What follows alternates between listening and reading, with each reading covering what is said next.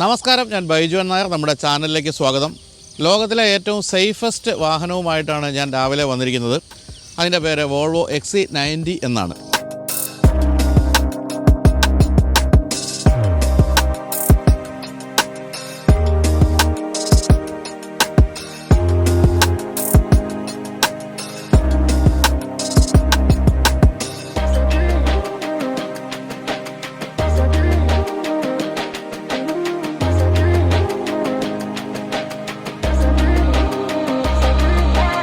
എന്തുകൊണ്ടാണ് ഈ വാഹനത്തെ സേഫസ്റ്റ് വാഹനമെന്ന് വിളിക്കാൻ കാരണമെന്ന് ചോദിച്ചാൽ 2015 ഈ വാഹനം വിപണിയിലെത്തിയതിനു ശേഷം ഇന്ന് വരെ ഒരു അപകടത്തിലും ആർക്കും ലോകവ്യാപകമായി എവിടെ നോക്കിയാലും ആർക്കും ഗുരുതരമായ ഒരു പരിക്ക് പോലും പറ്റിയിട്ടില്ല. അത്രയധികം സേഫാണ്. അതായത് നിങ്ങൾക്ക് ആയുസ് കുറവാണെങ്കിൽ പോലും വോൾവോ XC90 സഞ്ചരിച്ചാൽ നിങ്ങൾ മരിക്കുകയില്ല എന്നാണ് മനസ്സിലാക്കേണ്ടത്. എന്താണ് ഈ വാഹനത്തിന് പ്രത്യേകത എന്ന് ചോദിച്ചാൽ നമുക്കറിയാവുന്ന പോലെ വോൾവോയാണ് ലോകത്തിലെ ഏറ്റവും സേഫസ്റ്റ് വാഹനങ്ങൾ നിർമ്മിക്കുന്നത്. അവരുടെ സേഫ്റ്റി എല്ലാം കൂടി ഒരുമിച്ച് ഒരു വാഹനത്തിൽ കൊണ്ടുവന്നാൽ എങ്ങനെയിരിക്കും? അതാണ് വോൾവോ XC90.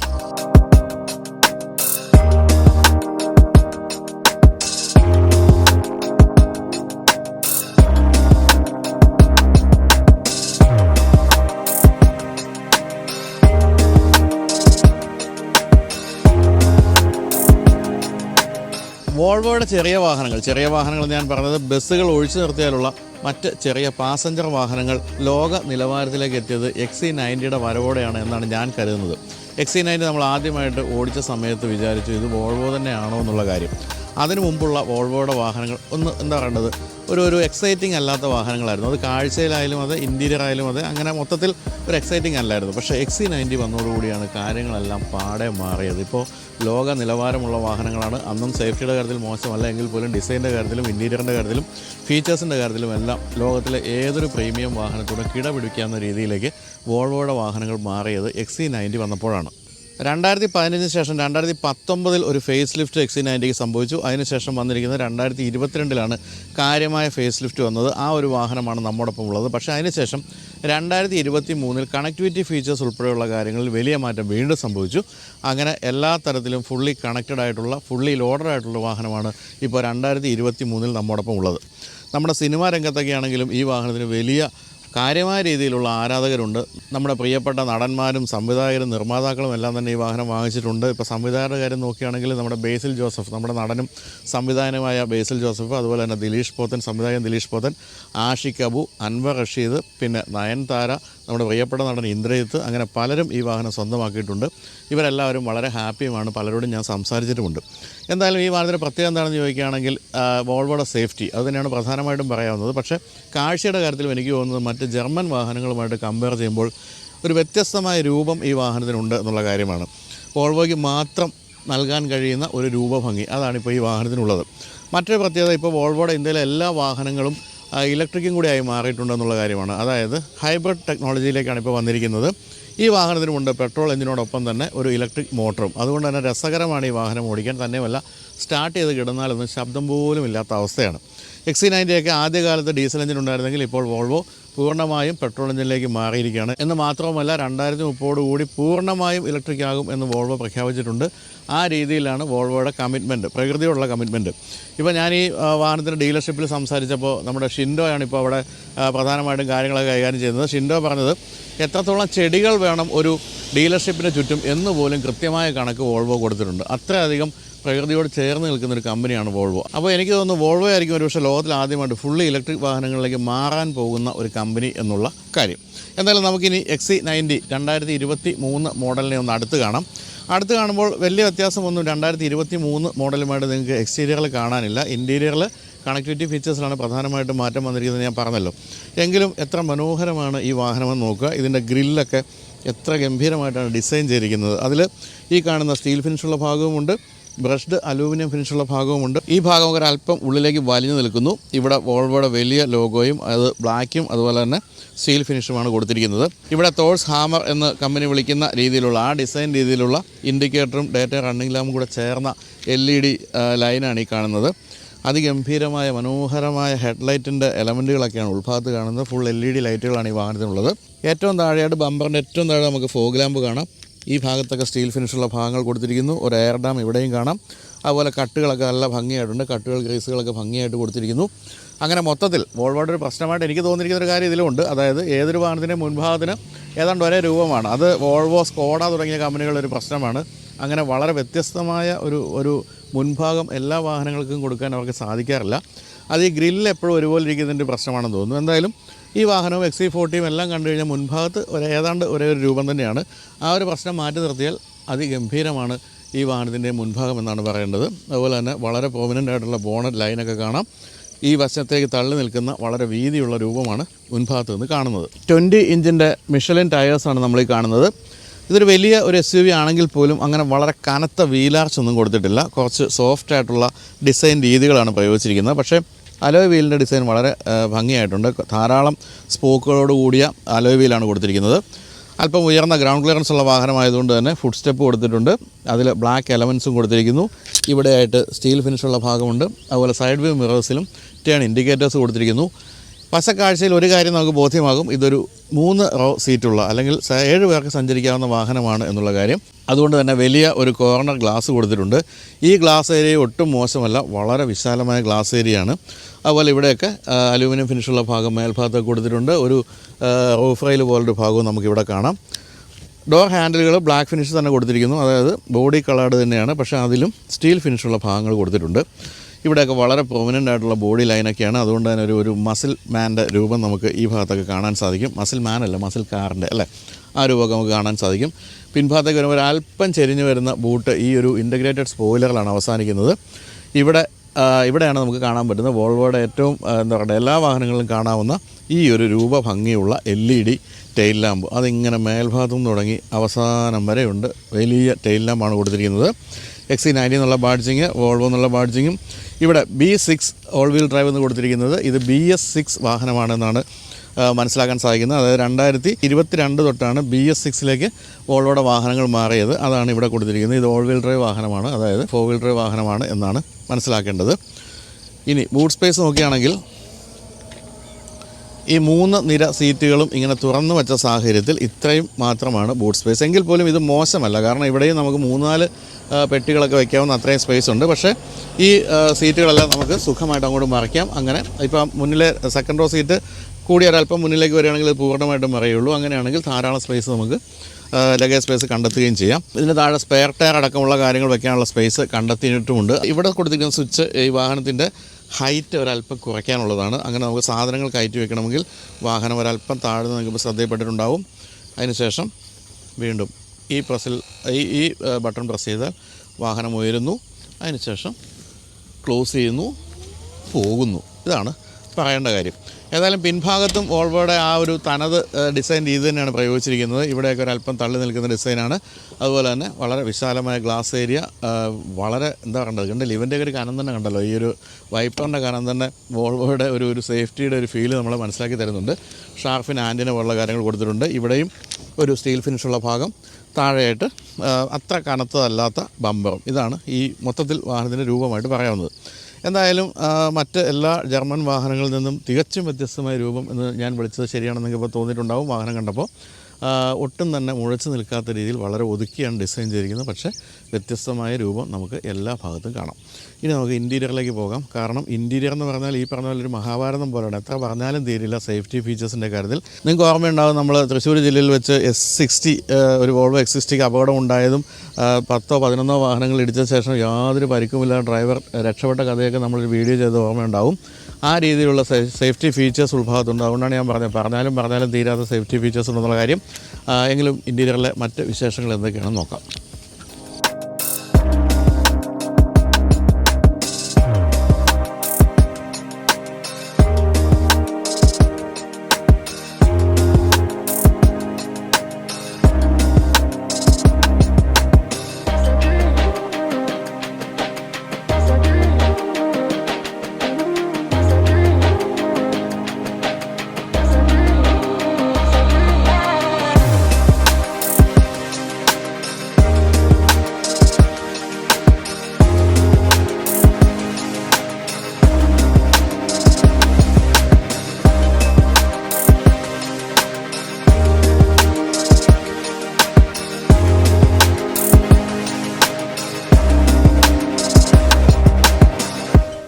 വോൾവോയുടെ വാഹനങ്ങളുടെ സീറ്റ് ഡിസൈൻ ചെയ്യുന്നത് ഓർത്തോപീഡിക് ഡോക്ടർമാരാണ് എന്ന് കേട്ടിട്ടുണ്ട്. അതായത് നടുവിനും കാലിനും ഒക്കെ ഏറ്റവും സുഖപ്രദമായ രീതിയിൽ ഇരിക്കാൻ പറ്റുന്ന രീതിയിലാണ് ഡിസൈൻ. അത് നമുക്ക് ഈ സീറ്റ് കാണുമ്പോൾ തന്നെ ബോധ്യപ്പെടും. ഇവിടെ എല്ലാം ഇങ്ങനെ കയറ്റിറക്കങ്ങൾ, അതുപോലെ തന്നെ ഇവിടെ വരുമ്പോൾ ഈ ഒരു തൈ സപ്പോർട്ട് കിട്ടാൻ വേണ്ടി ഇങ്ങനെ ഉയർന്നു നിൽക്കുന്നൊരു ഭാഗം, ഇതെല്ലാം ഇരുന്ന് കഴിയുമ്പോൾ എത്ര ദൂരമാണെങ്കിലും നമുക്ക് യാതൊരു നടുവ്, കാല്, എല്ല് പ്രശ്നങ്ങളൊന്നുമില്ല, നമ്മളെ സംരക്ഷിച്ചുകൊള്ളും. അങ്ങനെ സുഖപ്രദമായിട്ടാണ് ഞാനിപ്പോൾ ഇരിക്കുന്നത്. നല്ല മനോഹരമായ ടാൻ ബ്രൗൺ സീറ്റാണ് കൊടുത്തിരിക്കുന്നത്. ഇവിടെയൊക്കെ ബ്ലാക്ക് ഫിനിഷ്, അതുപോലെ തന്നെ ഇവിടെ ചെറിയൊരു വുഡ് ഫിനിഷ് കൊടുത്തിട്ടുണ്ട്. ഇതിലെല്ലാം സ്റ്റിച്ചിങ് എല്ലാം മനോഹരമായിട്ടുണ്ട്. അവിടെ നമ്മൾ കാണുന്ന ഒരു കക്ഷി നമ്മളിങ്ങനെ നോക്കിക്കൊണ്ടിരിക്കുന്ന ഒരു ട്വീറ്ററോ മറ്റോ ആണെന്ന് തോന്നുന്നു. അതിൻ്റെ സാങ്കേതികമായ കാര്യം എനിക്ക് അറിഞ്ഞൂടെ. എന്തായാലും ബോവേഴ്സ് ആൻഡ് വിൽക്കിൻസിൻ്റെ 1400 വാട്ടിൻ്റെ 19 സ്പീക്കറുള്ളൊരു ഗംഭീര മ്യൂസിക് സിസ്റ്റമാണ് ഇതിനകത്ത് കൊടുത്തിരിക്കുന്നത്.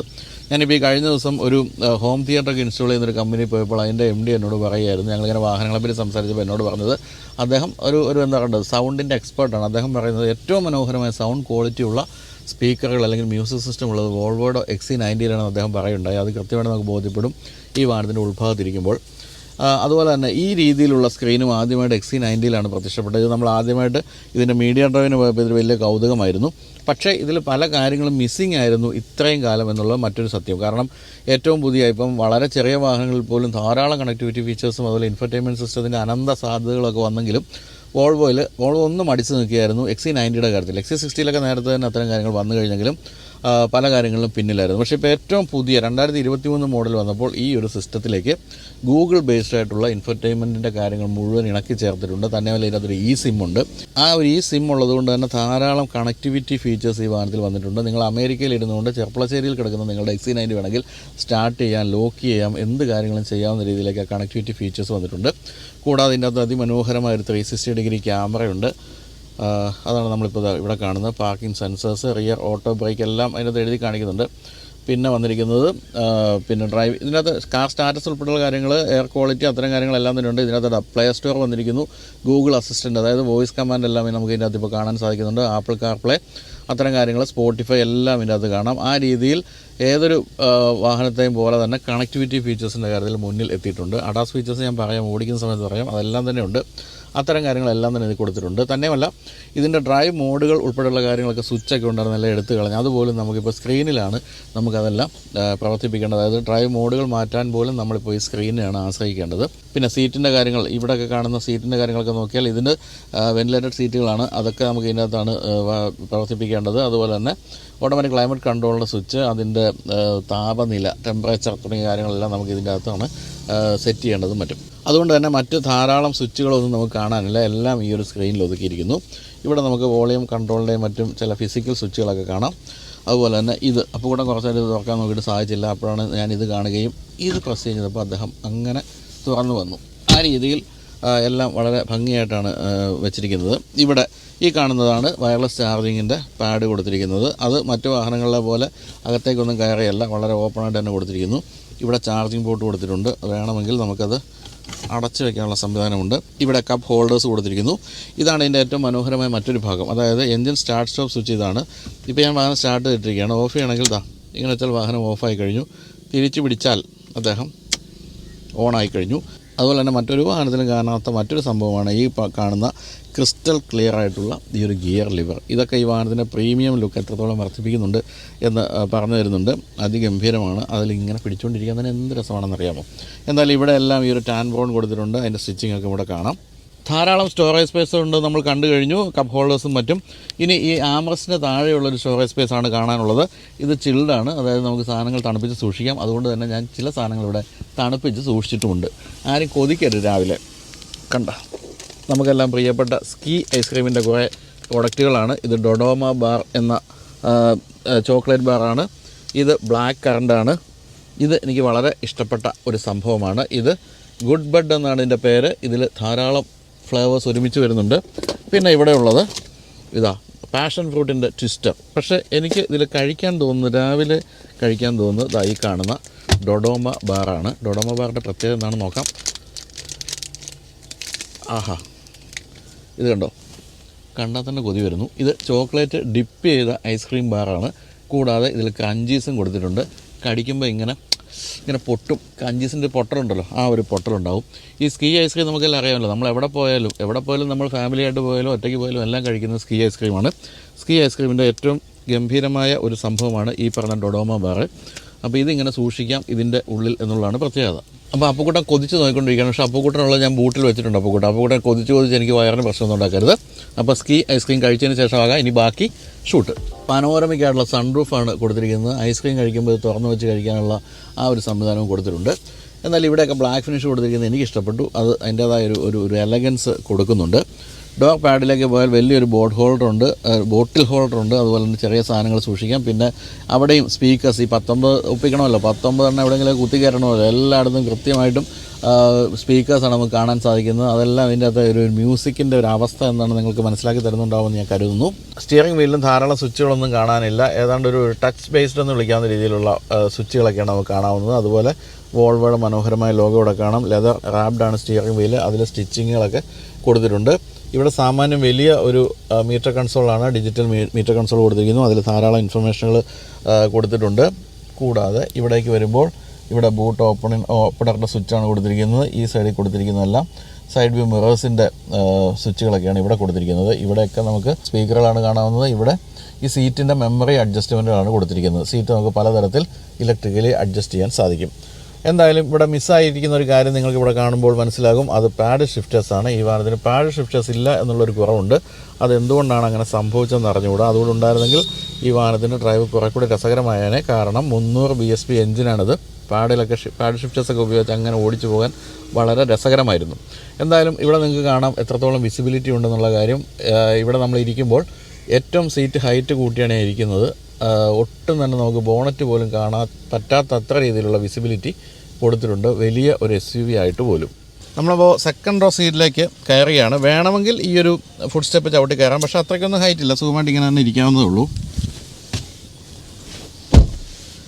ഇവിടെ ഇരിക്കുമ്പോൾ എത്രത്തോളം വിശാലമാണ് സ്പേസ് എന്നുള്ളത് നമുക്ക് കാണാൻ സാധിക്കും. ഈ സീറ്റ് അത്യാവശ്യം ബാക്കിലേക്കാണ് നിൽക്കുന്നത്. എങ്കിൽ പോലും സുഖമായി കാല് നീട്ടിയിട്ടിരിക്കാൻ സാധിക്കും. ഇവിടെ പിൻഭാഗത്തുള്ളവർക്ക് വേണമെങ്കിൽ AC-യുടെ അഡ്ജസ്റ്റ്മെൻറ്റുകൾ കൊടുക്കാനുള്ള ഒരു സ്ക്രീനാണ് ഇവിടെ കാണുന്നത്. ടച്ച് സ്ക്രീനാണ് കാണുന്നത്. ഇവിടെ AC വെൻറ്റുകൾ ഇങ്ങോട്ട് വന്നിരിക്കുന്നു. അതുതന്നെ B പില്ലറിലും AC വെൻറ്റ് കൊടുത്തിട്ടുണ്ട്. ഇവിടെ ചാർജിങ് പോയിൻ്റ് കൊടുത്തിരിക്കുന്നു. ഇവിടെ പേപ്പറൊക്കെ വേണമെങ്കിൽ സൂക്ഷിക്കാം. നല്ലൊരു ആംറസ്റ്റ് ഉണ്ട്. അതിൽ കപ്പ് ഹോൾഡേഴ്സ് കൊടുത്തിരിക്കുന്നു. ആവശ്യമില്ലെങ്കിൽ അതങ്ങനെ അങ്ങ് അടച്ചു വയ്ക്കാം. 3 പേർക്ക് ഇരിക്കാൻ വേണ്ടി തന്നെയാണ്. കാരണം 3 സീറ്റ് ബെൽറ്റ് നമുക്കിവിടെ കാണാം. 3 സീറ്റുകൾ, 3 വ്യത്യസ്തമായ സീറ്റുകളായിട്ടാണ് കൊടുത്തിരിക്കുന്നത്. നമുക്കിത് ഫോൾഡ് ചെയ്യാൻ സാധിക്കും. അങ്ങനെയാണ് നമ്മൾ പിൻഭാഗത്തേക്ക് കയറി ഇരിക്കേണ്ടത്. അതുപോലെ തന്നെ അല്പം സ്ലാൻഡിങ് പൊസിഷനൊക്കെ നമുക്കൊരല്പം മാറ്റാനും സാധിക്കും. അതുപോലെ ഇവിടെ മാനുവലി ഉയർത്തി വയ്ക്കാവുന്ന സൺ ബ്ലൈൻഡാണ് കൊടുത്തിരിക്കുന്നത്. ഇവിടെയുമൊക്കെ സ്പീക്കേഴ്സ് അവിടെ നോക്കിയാലും സ്പീക്കേഴ്സ് 2 എണ്ണം അവിടെയും നമുക്ക് കാണാം. അതുപോലെ തന്നെ വേണമെങ്കിൽ ഒരു ബോട്ടിലൊക്കെ വയ്ക്കാവുന്ന അത്രയും സ്പേസ് ഡോർ പാഡിൽ കൊടുത്തിട്ടുമുണ്ട്. നല്ല ആംറസ്റ്റ് കൊടുത്തിട്ടുണ്ട്. ഇവിടെ ഈ പിൻഭാഗം വരെ നമുക്ക് ഈ സൺറൂഫിൻ്റെ ഒരു പ്രയോജനം കിട്ടുന്നുണ്ട്. ഇങ്ങേ അറ്റം വരെ എത്തിയിട്ടുണ്ട്. എന്തായാലും ഈ ഒരു ടാൻ ബ്രൗണിൻ്റെയും ഈ ഒരു ബ്ലാക്കിൻ്റെയും ഒരു ഫിനിഷ് എന്ന് പറയുന്നത് അതിഗംഭീരമാണ്. അതുപോലെ തന്നെ സീറ്റിൻ്റെ തൈ സപ്പോർട്ട് എടുത്ത് പറയണം. മുൻഭാഗത്തെ സീറ്റിനെ പറ്റി പറഞ്ഞപ്പോൾ നമ്മൾ അതിൻ്റെ മസാജ് ഫംഗ്ഷൻ പറഞ്ഞില്ല. മസാജ് ഫംഗ്ഷൻ കൊടുത്തിട്ടുണ്ട് മുൻഭാഗത്തിരിക്കുന്നവർക്കായിട്ട്. പിൻഭാഗത്തും തൈ സപ്പോർട്ട് ഒട്ടും മോശമല്ല. സുഖമായിട്ട് ഇരിക്കാം. ഇനിയിപ്പോൾ തേർഡ് റോ സീറ്റാണ്. തേർഡ് റോ സീറ്റിലേക്ക് നമുക്ക് കടന്നിരിക്കാം. സാധാരണ ഏതൊരു 7 സീറ്റർ വാഹനം പോലെ തന്നെ അത്ര വലിയ സ്പേസ് ഒന്നുമില്ല പിൻഭാഗത്ത്. എങ്കിലും കുട്ടികൾക്ക് ഇരിക്കാൻ പറ്റുന്ന സ്പേസ് ആണോ എന്നൊന്ന് പരിശോധിച്ച് നോക്കാം. അപ്പോൾ നമ്മൾ 3ാം നിരയിലേക്ക് കയറാൻ വേണ്ടി ഈ ഇവിടുത്തെ ലിവർ ഒന്ന് തിരിച്ചു പിടിക്കുക. മുന്നിലേക്ക് സീറ്റൊന്ന് നീക്കുക. അത്രേ സാധിക്കുകയുള്ളൂ എന്നുള്ളതാണ് കാര്യം. അതായത് ഇങ്ങനെ ഫ്ലിപ്പ് ചെയ്ത് വരില്ല. അപ്പോൾ നമ്മൾ പിന്നിലേക്ക് കയറണമെങ്കിൽ ഇവിടെ ചവിട്ടിയിട്ട് ഇവിടെയും ചവിട്ടി ഇങ്ങനെ കയറിയിരിക്കണം. അപ്പോൾ അതിൽ നിന്ന് മനസ്സിലാക്കേണ്ടത് പ്രധാനമായിട്ടും കുട്ടികളെ തന്നെയാണ് ഇവർ ഉന്നം വയ്ക്കുന്നത് എന്നുള്ള കാര്യമാണ്. ഇപ്പോൾ വയസ്സായവർക്കൊന്നും അങ്ങനെ ഇരിക്കാൻ പറ്റില്ല. ഞാനിപ്പോൾ വളരെ ചെറുപ്പമായതുകൊണ്ടാണ് ഇങ്ങനെ ഇരിക്കാൻ പറ്റുക. അല്ലെങ്കിൽ ഇരിക്കാൻ ബുദ്ധിമുട്ടായിരിക്കും. ഏതായാലും അങ്ങനെ ഇരുന്ന് കഴിയുമ്പോൾ ലെഗ് സ്പേസൊക്കെ മോശമാണെന്നുള്ളൊരു സംശയമില്ല. തന്നെയല്ല തൈ സപ്പോർട്ട് വളരെ കുറവായതുകൊണ്ട് ഇങ്ങനെ ദീർഘദൂരം ഇരിക്കാൻ ബുദ്ധിമുട്ടായിരിക്കും നീളമൊക്കെ ഉള്ളവർക്ക്. അതുകൊണ്ട് ഇത് കൊച്ചുകുട്ടികൾക്ക് വേണ്ടി മാത്രം റെസ്ട്രിക്റ്റ് ചെയ്ത സീറ്റാണെന്ന് മനസ്സിലാക്കാം. എന്തായാലും 2 പേർക്കാണ് ഇരിക്കാവുന്നത്. നടുവിൽ ചെറിയ സ്റ്റോറേജ് സ്പേസ് കൊടുത്തിട്ടുണ്ട്. ഇവിടെ ഒരു കപ്പ് ഹോൾഡർ കൊടുത്തിട്ടുണ്ട്. അതുപോലെ ഇവിടെ ഓപ്പൺ ചെയ്താൽ നമുക്കൊരു മൊബൈൽ ഫോണോ മറ്റോ വയ്ക്കാം. പിൻഭാഗത്തേക്കും AC വെൻറ്റ് കൊടുത്തിട്ടുണ്ട്. പിന്നെ ഇവിടെ സാമാന്യം ഭേദപ്പെട്ട ഒരു കോർണർ ഗ്ലാസ് ഉള്ളതുകൊണ്ട് അങ്ങനെ തീരെ ക്രാംഡായ ഫീലൊന്നുമില്ല. എങ്കിൽ പോലും ഇവിടെയൊക്കെ ബ്ലാക്ക് ഫിനിഷൊക്കെ ആയതുകൊണ്ട് കുറച്ചൊരു ക്രാംഡ് ഫീൽ ഇല്ല എന്ന് പറയാതിരിക്കാനും ആവില്ല. അപ്പോൾ പിൻഭാഗം കുട്ടികൾക്ക് വേണ്ടി മാത്രമാണ് എന്ന് ഉറക്കെ പ്രഖ്യാപിച്ചുകൊണ്ട് നമുക്കിനി വാഹനം ഒന്ന് ഓടി നോക്കാം.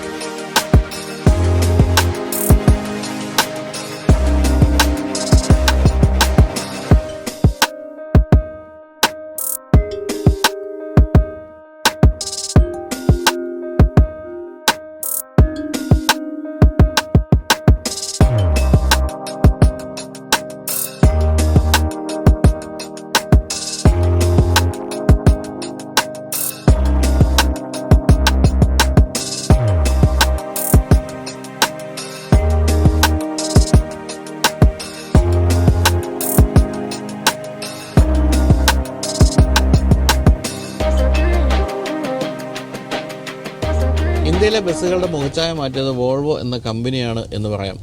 അതിനു മുമ്പ് നമ്മൾ കണ്ടിരുന്നത് വളരെ പ്രാകൃതാവസ്ഥയിലുള്ള ലൈലാൻഡിൻ്റെയും ടാറ്റയുടെയും മറ്റും ബസ്സുകളായിരുന്നു. അതിനിടയ്ക്കൂടെയാണ് ഇങ്ങനെ കേക്ക് മുറിച്ച് വെച്ച പോലെ നല്ല ഭംഗിയുള്ള വോൾവോ ബസ്സുകൾ വന്നത്. അശോക് ലൈലാൻഡിനും അതുപോലെ ടാറ്റയ്ക്കും ടെക്നോളജി ഒന്നും അറിയാഞ്ഞിട്ടല്ല എന്നുള്ള കാര്യം ഇപ്പോൾ നമുക്ക് മനസ്സിലാകുന്നുണ്ട്. കാരണം വോൾവോയോട് കിടപിടിക്കുന്ന ബസ്സുകൾ ഇപ്പോൾ ഈ രണ്ട് കമ്പനികളും നിർമ്മിക്കുന്നുമുണ്ട്.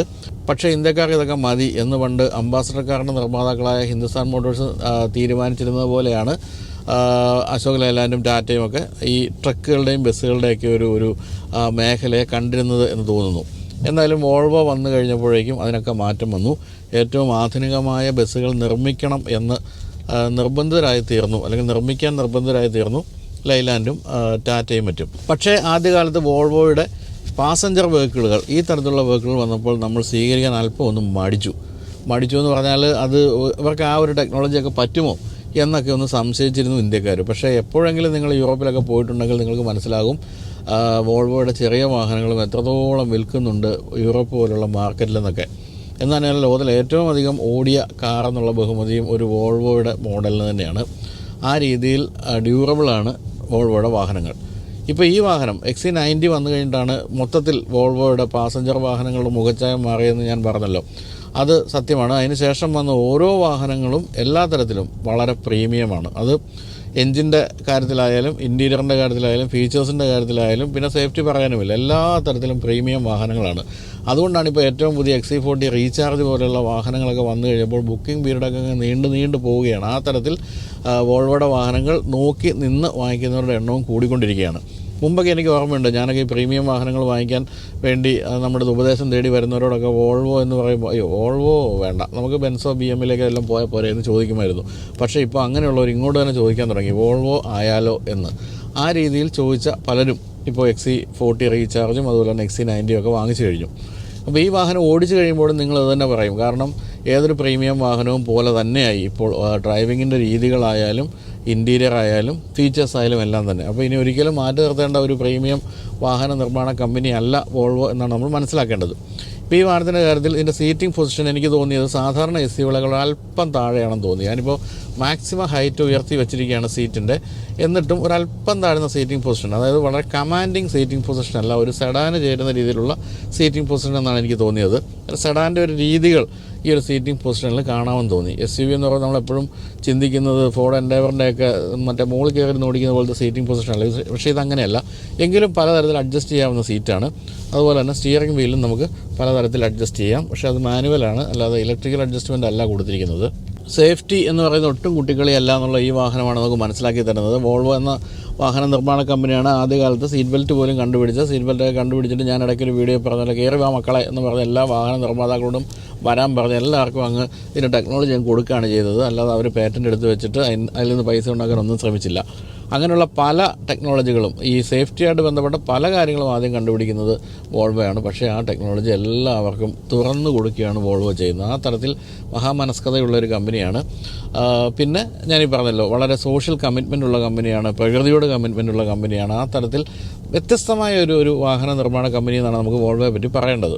നമ്മളിപ്പോൾ ഈ അഡാസ് ഫീച്ചേഴ്സ് എന്ന് പറഞ്ഞ് കൊട്ടിഘോഷിക്കുന്ന പല ഫീച്ചേഴ്സും നേരത്തെ തന്നെ ചെറിയ തോതിലൊക്കെ ആണെങ്കിലും വോൾവോയുടെ വാഹനങ്ങളുണ്ടായിരുന്നു. പക്ഷേ ഇപ്പോൾ ഏറ്റവും പുതിയ XC90 വന്നപ്പോഴത്തേക്കും പ്രധാനമായിട്ടും നമുക്ക് പറയാവുന്ന അഡാസ് ഫീച്ചേഴ്സ് എന്ന് പറയുന്നത് city safe, pilot assist, lane keeping aid, adaptive cruise control, park assist, road sign information, cross traffic alert, driver alert, BLIS and rear collision warning തുടങ്ങിയ കാര്യങ്ങളെല്ലാം തന്നെ കൊടുത്തിട്ടുണ്ട്. കൂടാതെ ഡ്രൈവർ എയർ ബാഗുകളും പാസഞ്ചർ എയർ ബാഗുകളും കൂടാതെ തന്നെ ഡ്രൈവറുടെ മുട്ടിന് പരിക്ക് പറ്റാതിരിക്കാൻ വേണ്ടി ഡ്രൈവേഴ്സ് നീ ബാഗുണ്ട്, side impact protection system air ബാഗുകളുണ്ട്, കർട്ടൻ എയർ ബാഗുകളുണ്ട്. അതായത് എന്തെങ്കിലും അപകടം പറ്റിക്കഴിഞ്ഞാൽ നിങ്ങളെ എയർ ബാഗുകൾ വന്ന് പൊതിയും. ഈവൻ നിങ്ങളുടെ മുട്ടിനെ പോലും സംരക്ഷിക്കുന്ന എയർ ബാഗുകളാണ് വരുന്നത്. അപ്പോൾ ആ തരത്തിലെല്ലാം വളരെ മുന്നിലാണ്.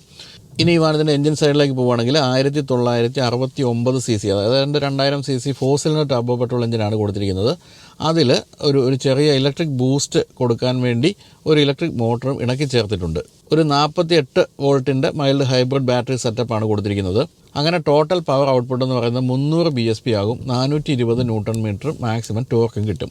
അങ്ങനെ നോക്കുമ്പോൾ വേണമെങ്കിൽ ഈ വാഹനത്തിന് പ്രധാനപ്പെട്ട എതിരാളികളെന്ന് വിളിക്കാവുന്ന ഓഡിയുടെ ഏറ്റവും പുതിയ Q7 അല്ലെങ്കിൽ ബെൻസിൻ്റെ GLE പെട്രോൾ, അതൊക്കെ വെച്ച് നോക്കുമ്പോൾ ഒരല്പം പവർ കുറവാണെന്ന് തോന്നാം. കാരണം Q7 കാര്യത്തിൽ Q7 V6 പെട്രോൾ 340 bhp ആണ്. അതുപോലെ തന്നെ ബെൻസിൻ്റെ GLE പെട്രോൾ 367 bhp ആണ്. അപ്പോൾ അങ്ങനെ വരുമ്പോൾ കുറച്ച് പവർ കുറവാണെന്ന് തോന്നാം. പക്ഷേ ആ ഒരു കുറവിനെ ഈ ഒരു വാഹനം പരിഹരിക്കുന്നത് 2-3 ഇൻഡിവിജ്വൽ സിസ്റ്റംസ് വെച്ചിട്ടാണ്. ഒന്ന് ടർബോ ചാർജിങ് ഉണ്ട്, സൂപ്പർ ചാർജിങ് ഉണ്ട്, പിന്നെ ഈ ഒരു ഇലക്ട്രിക് മോട്ടർ ഉള്ളതുകൊണ്ട് തന്നെ ഇലക്ട്രിക് ബൂസ്റ്റും കൊടുത്തിട്ടുണ്ട്. അങ്ങനെ 3 തരത്തിലുള്ള ഒരു പവർ കൂട്ടാൻ വേണ്ടിയുള്ള 3 തന്ത്രങ്ങൾ പ്രയോഗിച്ചിരിക്കുന്നതുകൊണ്ട് തന്നെ നമ്മൾ ഈ പറഞ്ഞ ഇതിനേക്കാളും പവറുള്ള വാഹനങ്ങൾ ഓടിക്കുന്ന അതേ ഫീൽ തന്നെ ഈ വാഹനത്തിന് കിട്ടും. V6 മോട്ടറിൽ കുറച്ച് ലീനിയർ ആയിട്ടാണ് പവർ വരുന്നതെങ്കിൽ ഇത് കുറച്ചുകൂടി എളുപ്പത്തിൽ പവർ കയറി വരുന്നുണ്ട്. പവർ ഡെലിവറി കുറച്ചുകൂടി എളുപ്പത്തിൽ വരുന്നുണ്ടെന്നാണ് എനിക്ക് തോന്നിയത്.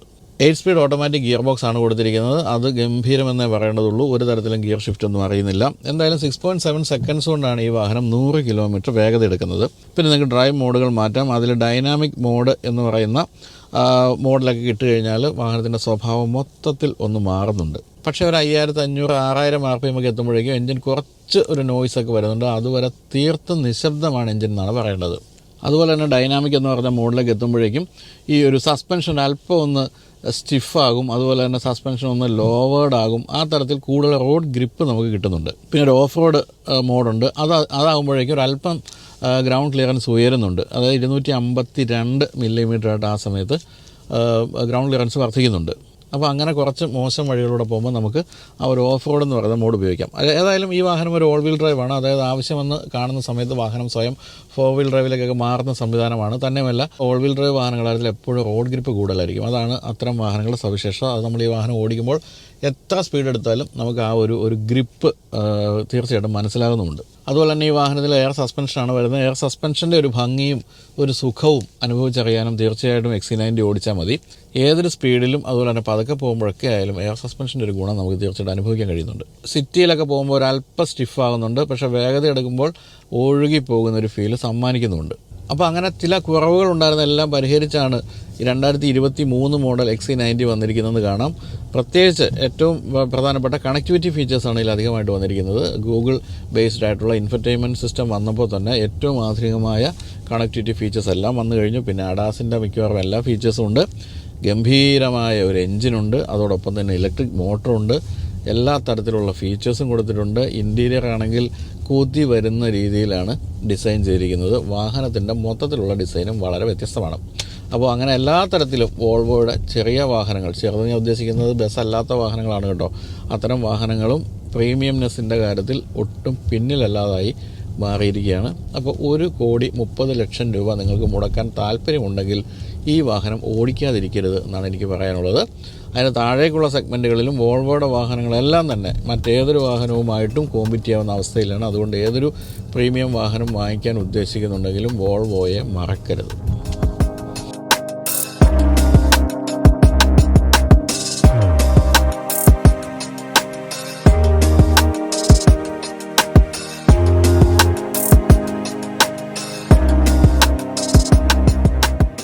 വോൾവോയുടെ ഇന്ത്യയിലെ മോഡലുകളിലെ ഏറ്റവും വില പിടിച്ച മോഡലാണ് XC90 എന്നാണ് പറയേണ്ടത്. എല്ലാ തരത്തിലും വില പിടിച്ചതാണ്. ഈ വാഹനത്തിൻ്റെ എല്ലാ തരത്തിലുള്ള ഫീച്ചേഴ്സും അങ്ങനെ എന്ത് നോക്കിയാലും ഒരു വാല്യുബിൾ ആയിട്ടുള്ള വാഹനം എന്നാണ് പറയേണ്ടത്. 1,30,00,000 രൂപയാണ് ഈ വാഹനത്തിൻ്റെ ഓൺ റോഡ് വില. എന്നിട്ടും ഈ വാഹനത്തിന് ബുക്കിംഗ് പീരീഡ് പോലുമുണ്ട്. അതിന് കാരണം വോൾവോ എന്താണ് എന്നറിയുന്നവരെല്ലാവരും വോൾവോയുടെ വാഹനങ്ങളെ വാങ്ങിക്കൂ എന്നുള്ള കാര്യമാണ്. ഞാൻ ഇതുവരെ പറഞ്ഞതെല്ലാം സേഫ്റ്റിയുടെ കാര്യങ്ങളായിരിക്കാം അധികവും. കാരണം വോൾവോ എന്ന് പറഞ്ഞാൽ safety, Volvo is equal to safety എന്നാണ് പറയേണ്ടത്. ആ രീതിയിൽ സേഫസ്റ്റ് വാഹനങ്ങളാണ് വോൾവോ നിർമ്മിക്കുന്നത്. പക്ഷേ 2015 മുമ്പുള്ളൊരു കാലഘട്ടം വരെ സേഫ്റ്റിക്ക് കൂടുതൽ ഇമ്പോർട്ടൻസ് കൊടുത്തുകൊണ്ട് തന്നെ വാഹനങ്ങളുടെ ഡിസൈൻ്റെ കാര്യത്തിലായാലും ഫീച്ചേഴ്സിൻ്റെ കാര്യത്തിലും അല്പം പിന്നിലായിരുന്നു. പക്ഷേ 2015 വോൾവോ XC90 വന്നതിന് ശേഷം ആ കഥയും മാറിയിട്ടുണ്ട്. നിങ്ങൾക്ക് ഏതൊരു പ്രീമിയം വാഹനത്തിൽ കിട്ടുന്ന ഏതൊരു ഫീച്ചേഴ്സും ഈ വാഹനത്തിലും കണ്ടെത്താൻ സാധിക്കും. അത്രയും ഗംഭീരമായ ഒരു വാഹനം പരിചയപ്പെടുത്തിയ സന്തോഷത്തോടു കൂടി അവസാനിപ്പിക്കുന്നു. അപ്പോൾ വീഡിയോ കണ്ട എല്ലാവർക്കും നന്ദി, നമസ്കാരം.